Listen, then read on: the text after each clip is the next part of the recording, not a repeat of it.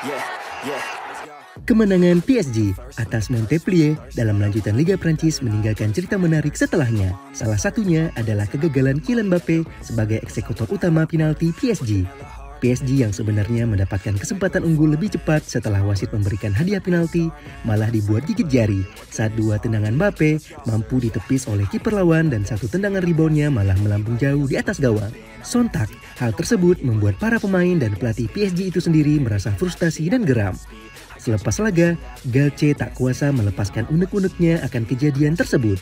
Sejak awal, penunjukan Mbappe sebagai eksekutor penalti utama di PSG memang terasa sedikit janggal dan aneh, mengingat ada nama-nama besar lainnya seperti Messi, Neymar, bahkan Ramos.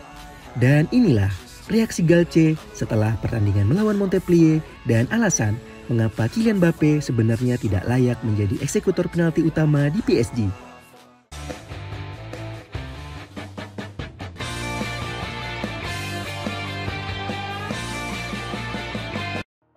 PSG harus tampil susah payah mengalahkan Montpellier dalam lanjutan Liga Prancis.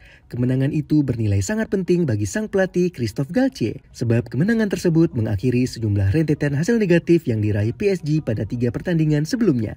Galtier sendiri mengaku ada sedikit kegugupan dan kesalahan yang dilakukan oleh para pemainnya. Ada sedikit kegugupan di awal pertandingan dan kami membuat beberapa kesalahan teknis yang biasanya tidak kami lakukan. Galtier juga menyinggung mengenai kegagalan Kylian Mbappe dalam mengeksekusi tendangan penalti. Mbappe yang ditunjuk sebagai eksekutor utama tidak bisa menjalankan tugasnya dengan baik. Bahkan ketika Mbappe harus mengulang kembali tendangan penaltinya, lagi-lagi kiper lawan bisa membaca arah tendangannya. Mbappe juga melewatkan kesempatan dalam menyambut bola rebound. Entah bagaimana, Mbappe membuat bola melambung tinggi padahal gawang sudah kosong dan tanpa penjagaan. Menyikapi kejadian tersebut, Galtier tidak bisa menyembunyikan kekecewaannya.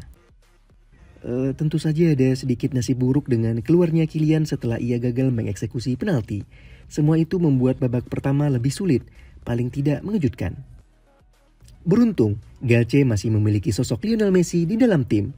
Messi mampu menginspirasi kemenangan PSG dan turut menyumbangkan 1 gol pada laga tersebut. Di babak kedua kami merespon dengan sangat baik.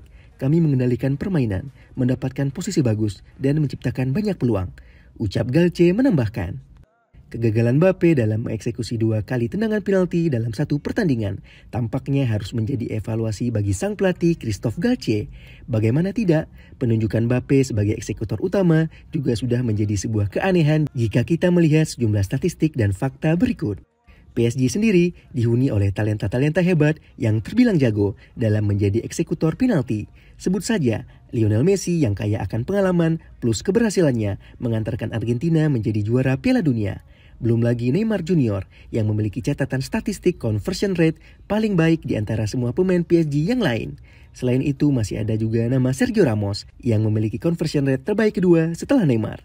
Jika dibandingkan dengan nama-nama tersebut, maka penunjukan Kylian Mbappe sebagai eksekutor utama penalti tampak seperti sebuah lelucon. Neymar bahkan pernah menyentil hal tersebut dengan melike salah satu postingan di Twitter yang mempertanyakan penunjukan Kylian Mbappe sebagai eksekutor penalti utama di PSG. Kegagalan mengeksekusi tendangan penalti sebanyak 2 kali dalam 1 pertandingan semakin memperjelas jika sebenarnya Mbappe belum pantas menjadi penendang utama di PSG. Tentunya Galtier perlu segera mengevaluasi kembali hal ini untuk kebaikan skuad PSG itu sendiri.